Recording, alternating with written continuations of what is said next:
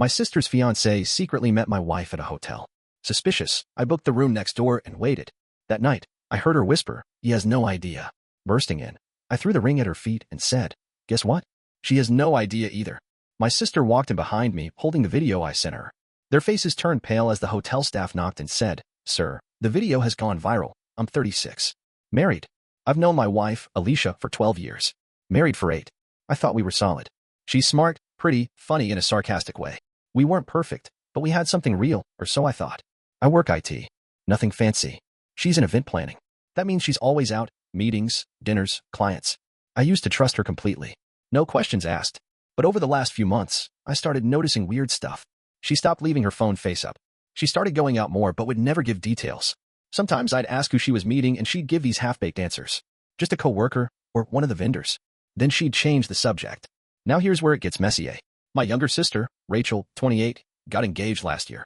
Her fiancé, Victor. He's 32. They met at some charity run and moved fast. He's charming. The type people call a catch. Good job. Dresses well. Never says the wrong thing. But something about him rubbed me the wrong way from the start.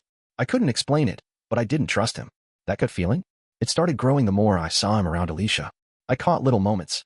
One time at a family barbecue, I saw Victor whisper something to Alicia and she laughed way too hard. Another time, I walked into the kitchen and they stopped talking real quick, like teenagers caught doing something stupid. When I asked what was funny, Alicia said, "Oh, nothing, just a dumb story," and walked off. My sister? Clueless. She thought Alicia and Victor were just getting along. I told myself I was overthinking. I tried to push it down. But you can't unsee what you've seen. And you can't unhear silence that follows a sudden interruption. Then 2 weekends ago, Alicia told me she had brunch plans with a friend from work. She mentioned Melissa. That's when alarm bells went off in my head. Why? Because I knew Melissa moved out of state 2 months ago. Seattle. We went at her going-away dinner. So now I'm in it. Deep. I waited for her to leave. Then I checked her phone. Locked, of course. But I'm not new to this. I figured out the password. She never changed it. Her usual, our wedding date. There were no texts. No calls. But she had deleted WhatsApp. I reinstalled it. And what I found made me feel sick. Shaking, sweaty, heart-pounding kind of sick. There were messages between Alicia and Victor. My sister's fiancé. Victor. Same hotel? Room 212. Alicia. Yep. He has no idea, smirking face. Victor. Neither does Rachel. Can't wait to see you. My brain froze. My hands were shaking. I scrolled through weeks of this. Flirty messages. Pictures. Hotel arrangements. Plans. One of them was from a few days ago. They planned to meet Friday night. That was 2 days away. I screenshotted everything. Sent it all to a secret email account I made just for this. I didn't know what I was going to do, but I knew I couldn't let this slide. Then I made a plan. I found the hotel. It's in Deep Ellum. Small place. Kind of upscale, kind of hidden. The kind where you go if you want privacy. I called and booked room 213. The room next to Victor's 212. I didn't tell Alicia I knew. I didn't confront her. I acted normal. Told her I had to work late Friday night. She didn't even question it. She smiled and said, "Don't wait up." I got to the hotel at 7 p.m. that night. Wore a hoodie, kept my head down. I brought snacks, water, portable phone chargers, and 2 phones, mine and a burner I use for work testing. I set one phone up by the peephole. The wall between our rooms was thin enough that I could hear everything. Then I texted my sister Rachel. Just said, "Come to this hotel at 9 p.m. Don't ask why. Just trust me." She was confused, but she agreed. I told her I'd explain everything when she got there. I waited. At 9:02 p.m., I heard voices. The door to room 212 opened. Laughter. Alicia's voice. Then Victor. I couldn't breathe. I leaned against the wall, phone recording. I heard kissing, moaning, the bed moving. My heart felt like it was going to explode. Then I heard Alicia whisper something that burned into my brain forever. "He has no idea," and Victor laughed. That's when I stood up. I walked into the hallway and knocked on their door. Loud. Angry. No response. I banged again. I had bribed the guy at the front desk earlier, slipped him $100 for a spare key to room 212. Told him I locked myself out last time. I unlocked the door and pushed it open. And there they were. Alicia in a hotel robe, hair messy, red lipstick smudged. Victor shirtless, standing beside the bed, trying to zip up his pants. They both froze. I stepped inside and said nothing at first. Then I pulled off my wedding ring, threw it at Alicia's feet, and said, "Guess what? She has no idea either." She blinked. What are you doing here?" Before I could answer, the door behind me opened again. Rachel walked in. She had her phone in her hand. I had already forwarded her the screenshots and a video I recorded of Alicia and Victor laughing behind the door. She saw everything on the way there. She didn't cry. She didn't scream. She just stared at them like they weren't even human. Victor looked like he wanted the floor to swallow him whole. Alicia just stood there, lips trembling, whispering my name over and over. Then, As if the universe wanted to make it even worse, someone knocked on the door. It was a hotel staff member. He looked nervous. Sir, I don't know how to say this, but the video has gone viral. We're getting calls from the media. Someone posted it on Reddit. Turns out, Rachel had already uploaded the screenshots and video to Reddit before even walking in. She posted it to her /cheating_stories. It was blowing up within minutes. People in the hotel lobby were watching it. Someone recognized the hallway wallpaper. That's how fast this spread. Victor and Alicia's faces went pale. The room was dead silent. Victor's mouth opened and closed like he was chewing on excuses that weren't ready. Alicia looked like she had stopped breathing. Her lips parted, but no words came out. Rachel didn't move. She stood behind me like a ghost, still, staring at them. The hotel staff guy muttered something about damage control and backed away. The door closed behind him. Then it was just us. 4 people. 1 room. 2 betrayals. I finally spoke. Start talking. Alicia blinked fast, shook her head. It's not what you think, baby. Don't call me that. I snapped. Rachel walked in slowly, eyes fixed on Victor. How long? She asked. Her voice was calm, too calm. That kind of calm people get right before everything breaks. Victor didn't answer. She took a step forward. I said, how long? He looked at her like a trapped animal. It was just a few times. It didn't mean anything. That was the wrong answer. Rachel laughed. One of those bitter, dry laughs that sound more like coughing up poison. A few times? You told me you were working late. You told me you were saving for our wedding. You were sleeping with my brother's wife. I didn't mean for it to happen. Alicia jumped in. We were drunk the first time. It was a mistake. Then she pulled out her phone and started recording. Victor flinched. What are you doing? Getting this on video.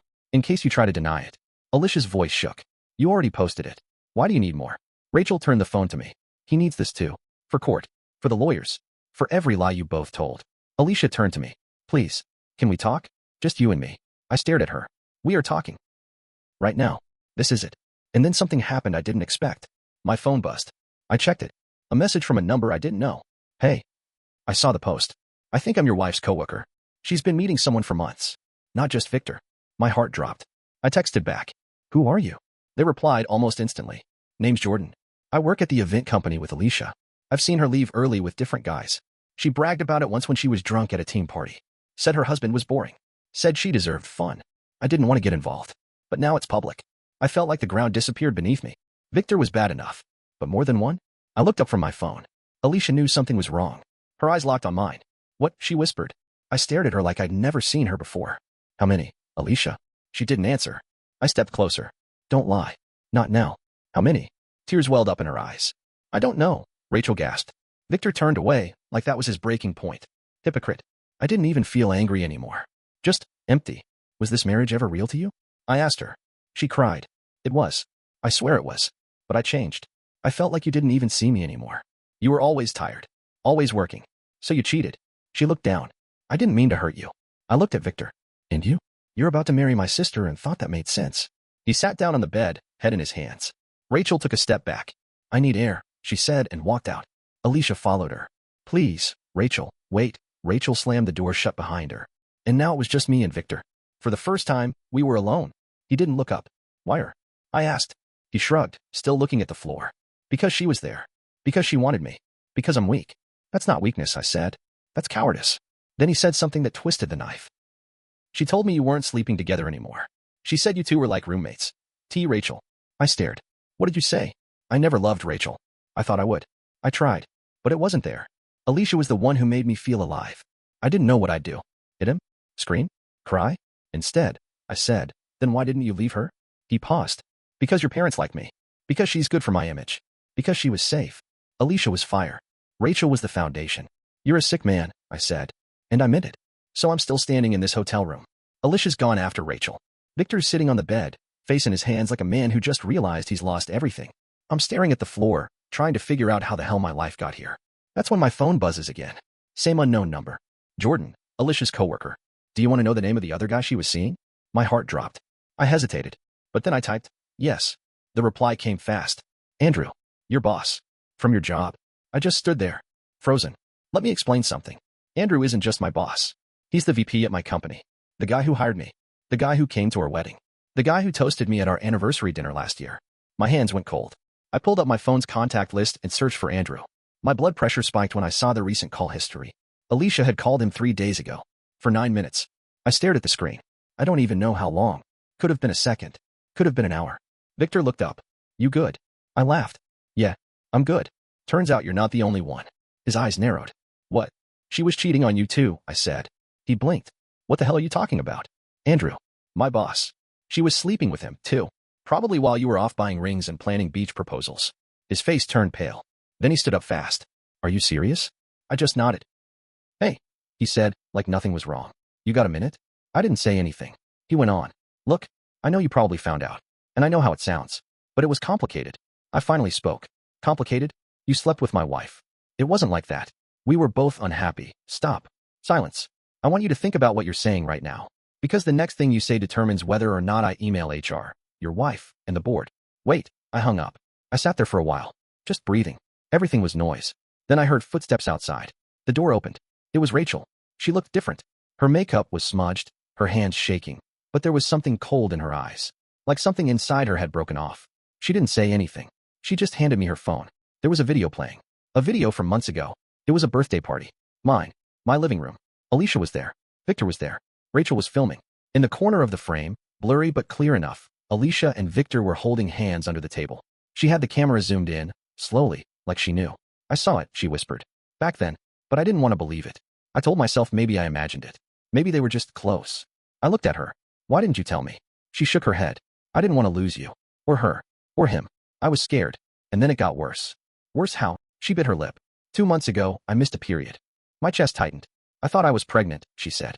It turned out to be a false alarm. But at the time, I told Victor. He said we'd make it work. But he seemed off. Now I get why. He probably thought it was his baby and yours. Can't wait to get away from all this. You, me, Mexico.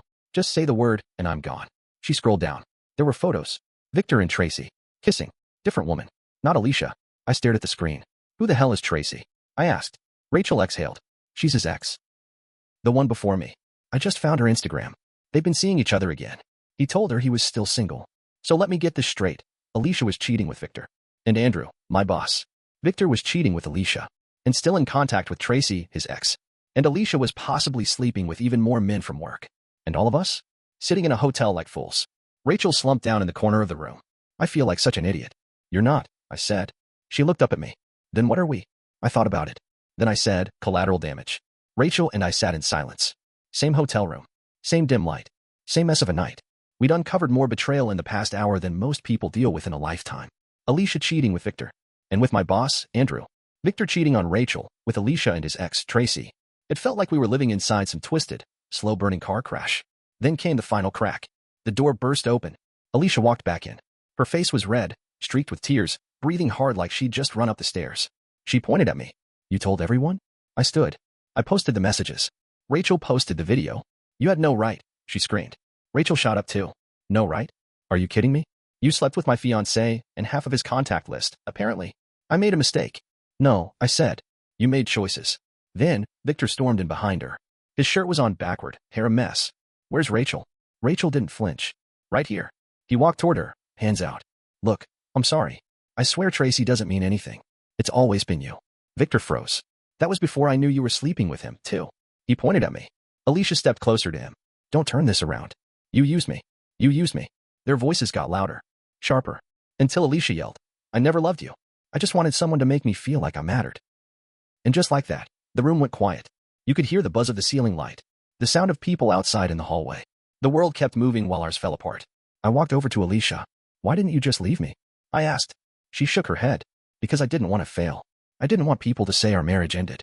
I thought if I could get what I needed from someone else, maybe I could keep our life intact. You mean lie your way through it. I didn't want to hurt you. You shattered me. I looked at Victor. And you. You destroyed the one person who actually believed in you. You didn't just cheat. You humiliated her. He lowered his head. Then the door opened again. My parents walked in. Apparently, Rachel had called our mom earlier. Said she was scared to drive home alone. They came to pick her up. But they walked in mid-war.